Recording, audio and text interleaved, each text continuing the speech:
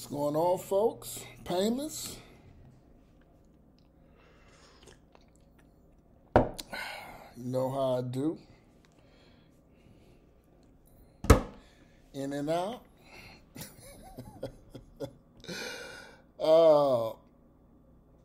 I can't remember the last time I did a video. Maybe 2 months ago, maybe. Just been, no, I was looking at something. Oh, no, but just been living life, you know. Your boy turned 45 last week. Didn't do too much.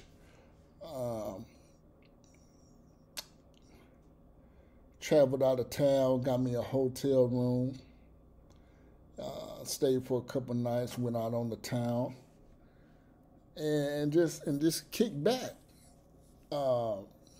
Just change up the scenery. You know, it was my birthday, and ended up running into some people I knew at this cigar lounge that I hit up and had a great time. You know, at my age, you know, not to make this about my birthday, but at my age, you know, birthday, while I am grateful to be here another year, this is another day for me. Yeah, I'm grateful on that. But just to get into this, you know,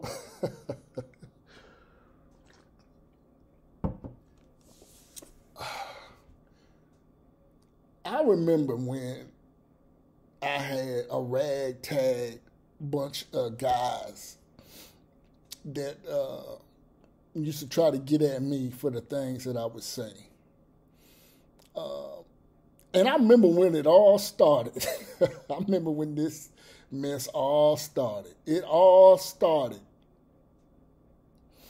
when I believe it was Floyd Mayweather was fighting Victor Ortiz. And what they did was, what the media did, they did the story. They tried to make Floyd, you know, it's the typical thing. They tried to make Floyd Mayweather seem like, you know, the arrogant, flamboyant fighter, you know, always got something to say, and all this. And then the Hispanic guy, Victor Ortiz, they tried to make him the humble, hard-working, nose to the grindstone, you know, company guy, always doing his job, humble beginnings and all this. You know, I mean, it was so obvious what they was doing. And I said to myself, I forget what I said, but it was to these guys, it was out of favor or out of pocket to them, because I wasn't necessarily supporting Victor Ortiz, but I said what I said about Floyd Mayweather. I said, take away, he is a flamboyant, cocky fighter, but he's a winner. And these guys came after me. And then, you know, the Trayvon thing, the Michael Brown. And I was wondering, I was puzzled why these guys were so pressed. Like, why they were so in their feelings. Like, I had guys making long videos about me. Guys threatening to come see me. This is when I was living in Hawaii. Guys wanted to fight me. And I thought that was odd. I thought that a set of grown men could be that upset. And this is when I learned about, well, I had always knew this, but it confirmed when you know, like, because when you're doing videos, you going out, people outside of your environment are watching you. What it did was it confirmed that, yeah, this is how black men are, black folks are. Lord forbid you have your own opinion about something. You can't be black and anybody else can have an opinion. but because you black, how dare you have an opinion? It's just like a lot of black folks, when you get in positions, that's why one time the natural reaction, I don't do this. I don't. Black people suffer from hater. Black folks have a hater gene in them for other black folks. Like when you get a position or you stumble on new knowledge and you maybe you have a conversation about it. Black folks always have this, well, what makes him so special? Why don't I have it? I'm black too. Why can't I have it? I should be able to have that. I'm black like him. Who does he think he is? That's how black people are. Especially if you're a black man and you shining and you looking good, you taking care of yourself. A lot of black folks hate that. And what I've discovered as of recent in the last couple of years, a lot of black women can't stand a black man that takes care. The very shit that they say that they want, when they stumble across a brother that got it, they can't handle it. They can't handle that a black man goes to the gym at least 4 times at a minimum a week. They can't stand that when they come to a black man's house, he ain't got shit all over the damn place. Folded clothes on the couch. Folk can't even sit down on the couch. Folk can't even sit down in the chair. They go in his bathroom, ain't shit marks all in the toilet, ain't toothpaste spit crusted up all in the sink. This brother's clean. And you know what they think? Well, what the fuck does he need me for?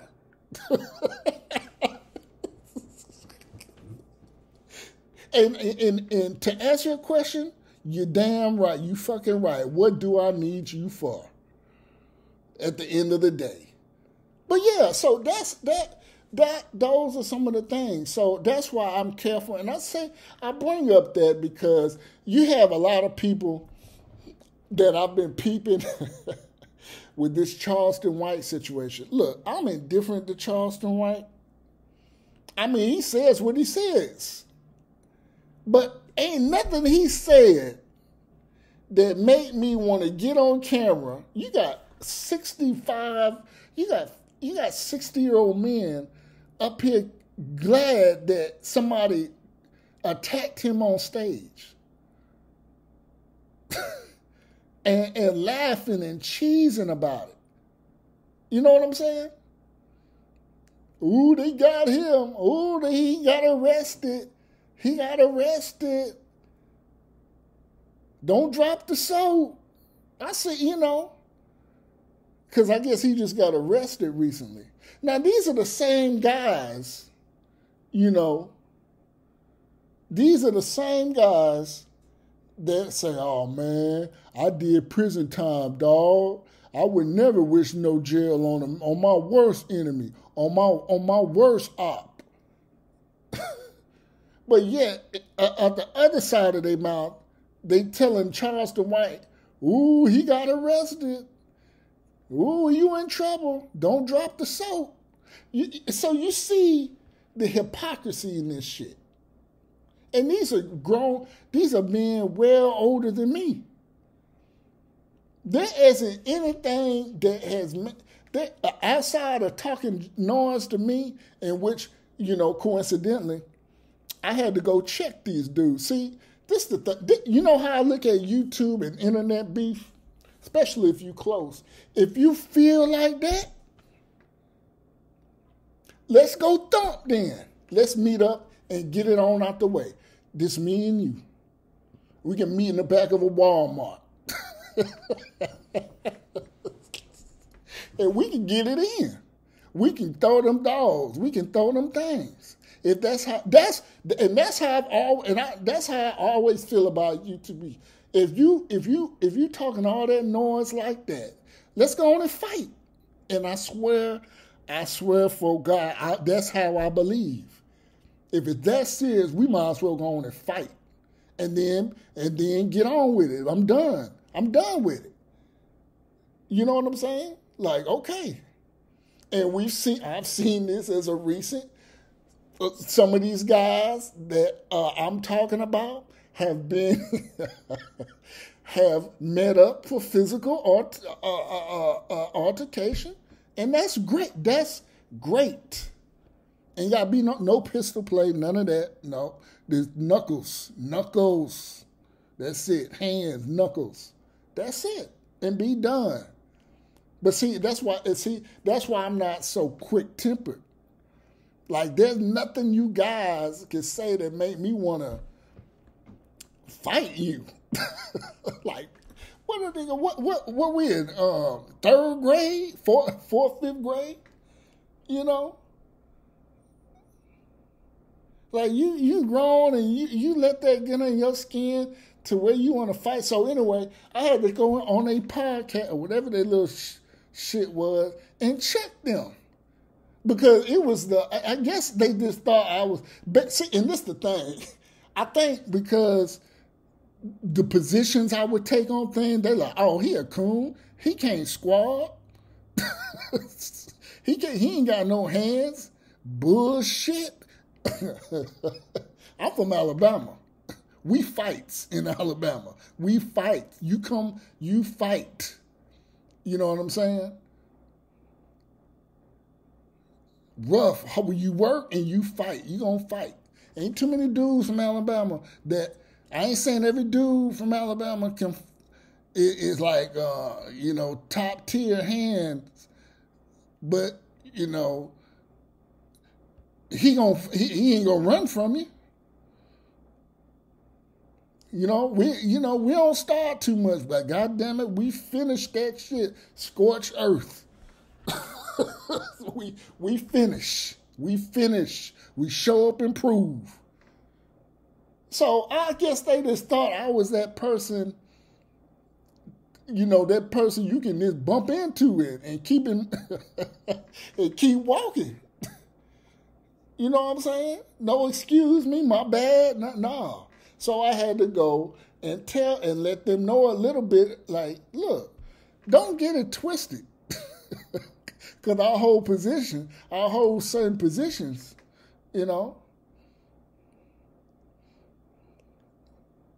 So that's my thing. And I say all that because you got these guys talking about Charleston White and that, happy for his so-called demise.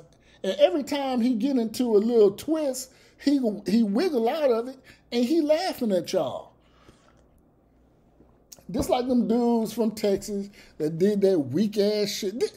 Look, let me tell you something. Charleston White is about 5'4", about 112 pounds, with a lazy ass, wandering eye. What kind of clout or bragging rights you get out for dragging a dude like that? You know what I'm saying? I'm not saying a guy like that can't be dangerous, but he just bumping his gums. But you got George Zimmerman out here who can't be touched, who ain't been touched, and still running his mouth. Ain't been touched. Regardless how you feel about George Floyd, I think George Floyd was as a drug, a meth head or a fentanyl head who died because he was on dope. But Derek Chauvin, who got poked up in the pen, I heard it was some Mexicans that did it.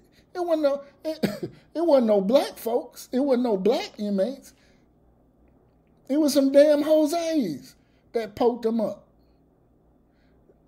Doing the job y'all supposed. Y'all did all that looting and he killed that man on his neck, which his knee wasn't on his neck, it was on his shoulder. You did all that, but you ain't done nothing. But see, you want to do something to Charleston white. Because you know what? Black folks, that's what black folks do. They'll take all type of nonsense and bullshit and remarks from other groups of people. But when it's us, and we ain't even talking to you, we think we easy targets for each other. And that's part of the sickness. We think we easy targets.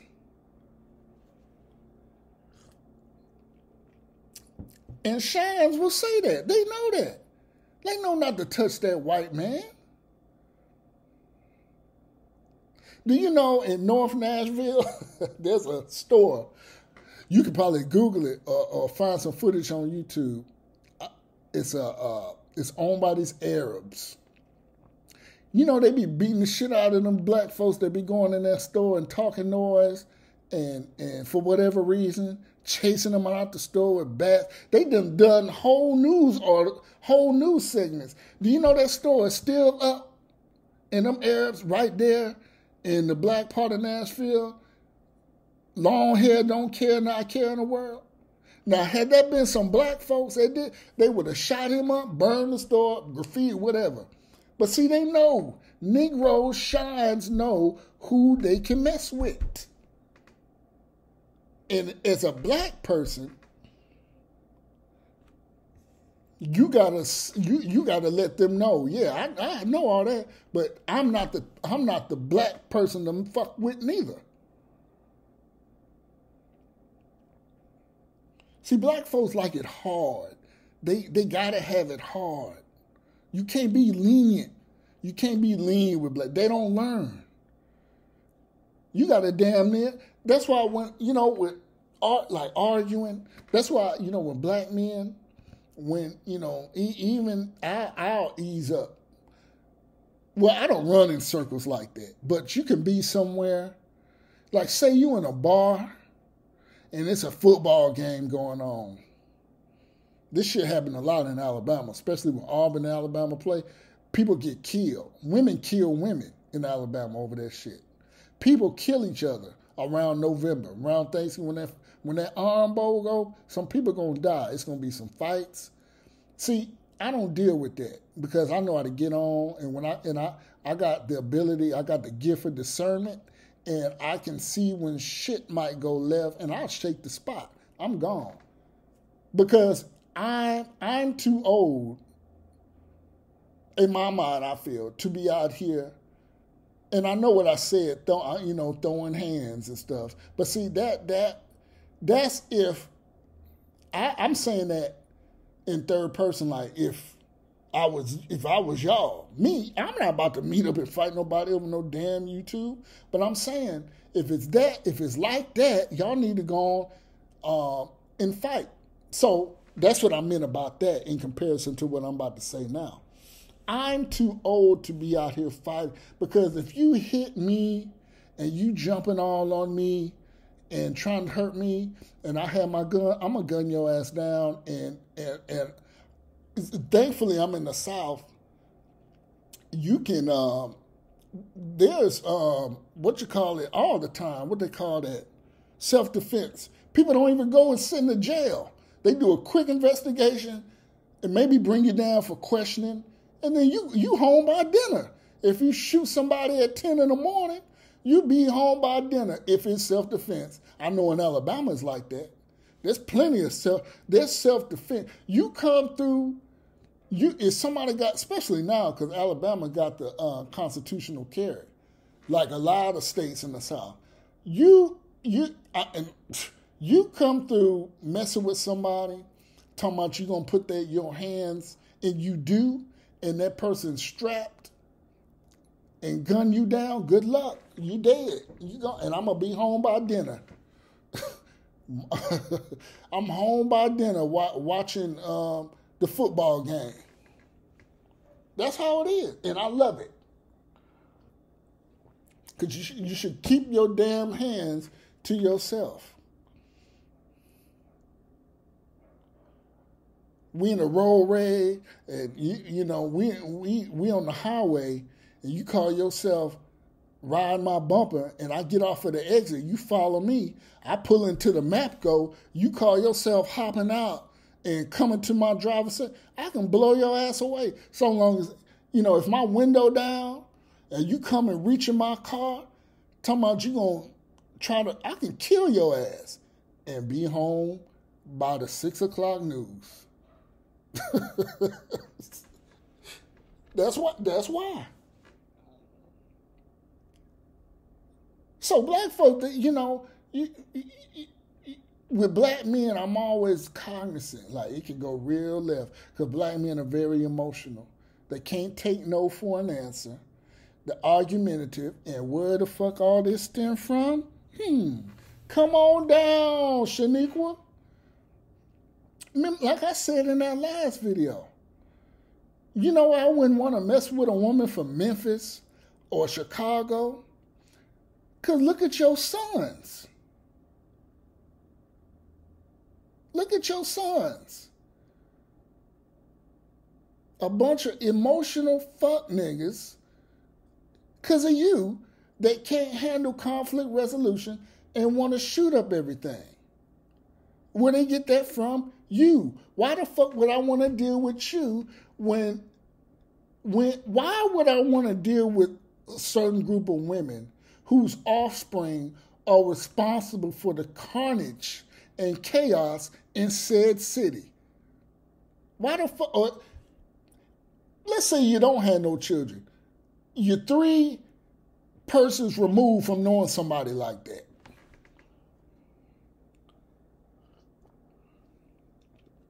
That's why I like Memphis, man. It seemed like a fuck nigga city. Like, it just seemed, not saying, you know what I'm saying? Like, to allow that.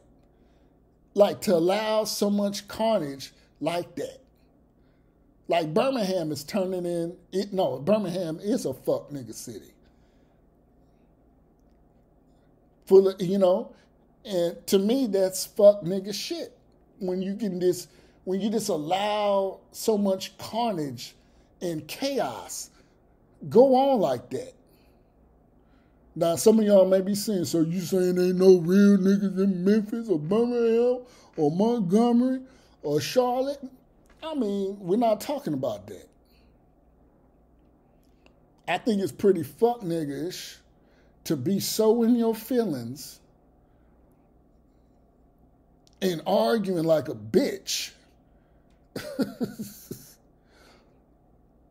over some bullshit to where you get so mad you pull out a gun and shoot and kill somebody.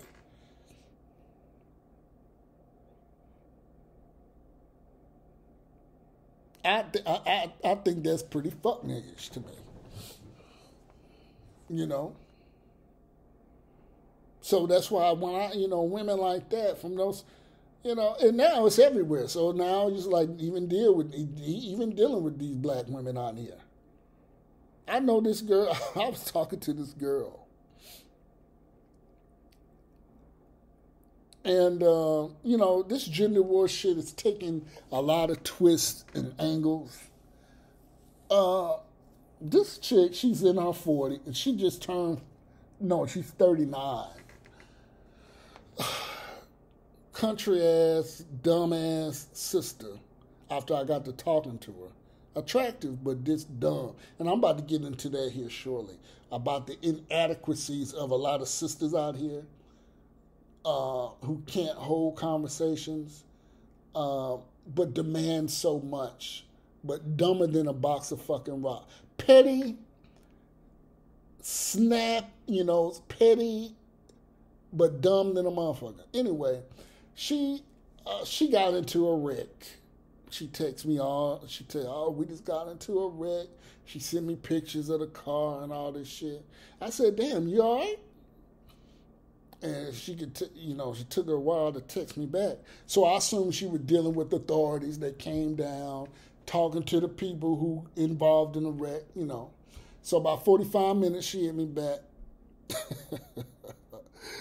And she said, yeah, but damn, dude, she like, I said, what happened? I asked her what happened. She said somebody hit her And then, by them hitting her, she hit somebody else. And in my mind, I'm thinking, yeah, that's common. Shit like that happen. Then she like, yeah, they're trying to give, I don't know what they're trying to do. This is the text, I don't know what they're trying to do. I ain't had no insurance. I said, you ain't had no insurance. In my head, I say, damn, you ain't got no insurance? Red flag. Red flag. And then she like, I said, well, I said, oh, okay. And then something along the line, she said her daughter was driving. And, she was all right. I guess she had, the girl, not the daughter, had, her chest was kind of hurting. And I thought to myself, I said, Painless, why would you get involved with this woman? First off, she's 39 with two 12th grader and a 10th grader. Two girls. Kind of red flag. Because I'll deal with a woman whose kids about to be out the door. You know what I'm saying? I got grown kids, what I look like. But the young kids, hell no. But I was reluctant. And I said to myself, Painless, why would you get involved with a woman this irresponsible?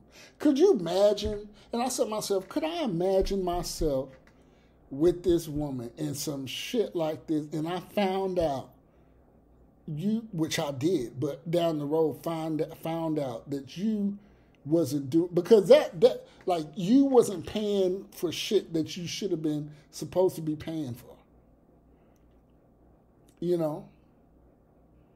Like, it was just irresponsible. And I say all that to say, guys, the very shit that these sisters out here talking all this divestment bullshit, dusties, we're irresponsible, we ain't got no job. These are the same heifers out here who are driving around with no goddamn insurance. Driving around in brand new BMWs with no fucking insurance. They'll get the insurance to get the shit off the lot.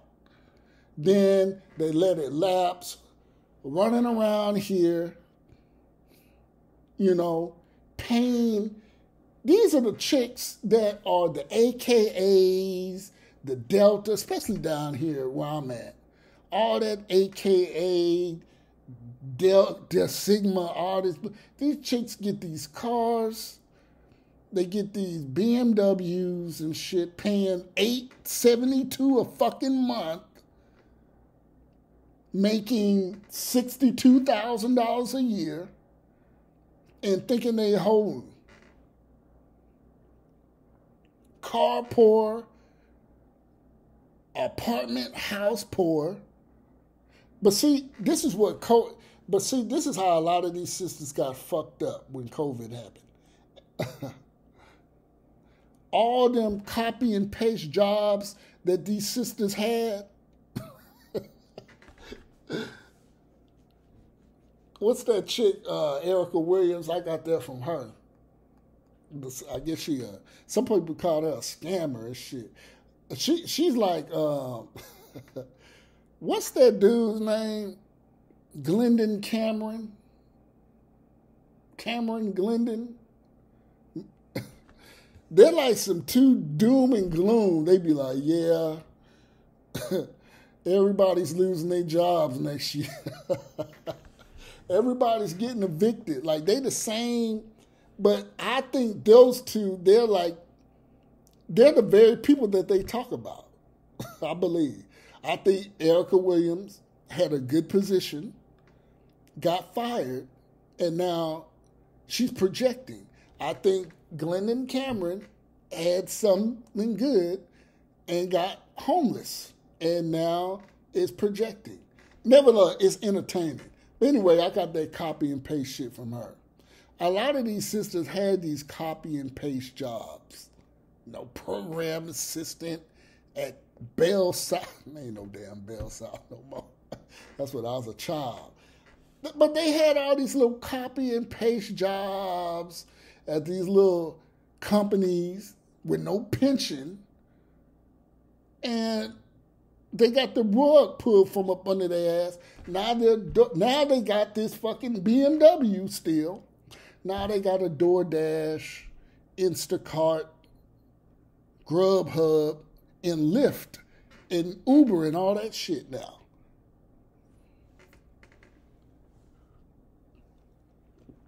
That's what you see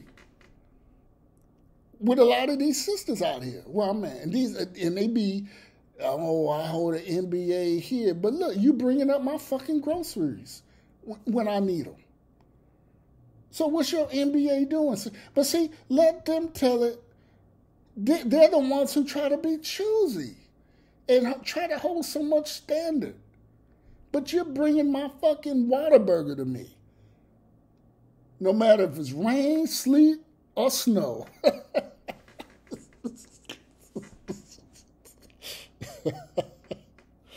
You know what I'm saying? Like, the arrogance. So this is the new turn in the gender war that's going on.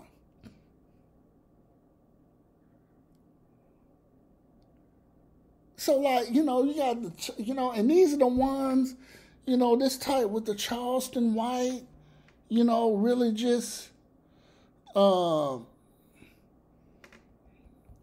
you get a kick out of that?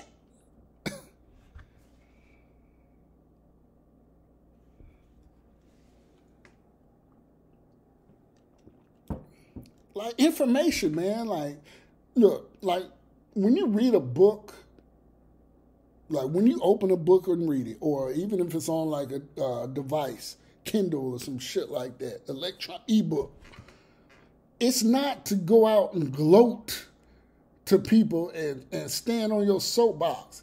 It's to ingest the information and use it for yourself and to help others, not to gloat. That's why I don't go to church, especially no black church, because it's all about gloating. And I find it ironic that the most religious people in America, on the planet, the African American Negro, has the most fucking goddamn problems. The most unmarried, out of wedlock children, but the most religious. You know why? It's about gloating. It's not about living the book. Now, I'm not gonna say I'm pretty well versed. I can have a conversation about Bible scripture, about scripture, the word. I can. And it appears to me that a lot of people, don't live by those things in the Bible. And there's some great things in the Bible. I mean, I've never, there's a lot of great knowledge, understanding in that book, amongst other books or works or whatever.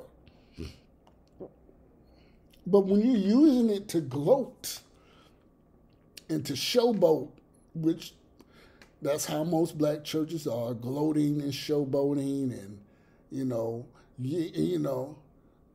pouring old new wine into old glasses and bottles and shit. It's a shit show. It really is. It's a shit show. It's a who's who, and I'm good. I'm good on that. You know what I'm saying? Because most of them people aren't living the way that they should. And then when they say, and when you kind of low-key call them out on it, oh, don't judge. Well, in the book it says make a righteous judgment. And my righteous judgment is to stay the fuck away from y'all. So I don't run into them fraternity, sorority circles, out here and all that bullshit. I'm good on that, and you know, it's a facade, man. It's a facade here. Like the gender war, like I said, it's taking different angles and turns.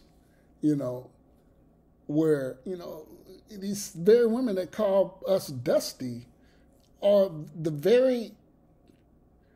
dusty themselves. But I don't know. This is a little random video, just to kind of, I'm off today. Shit, it's cold as hell outside. Something to do. Painless out.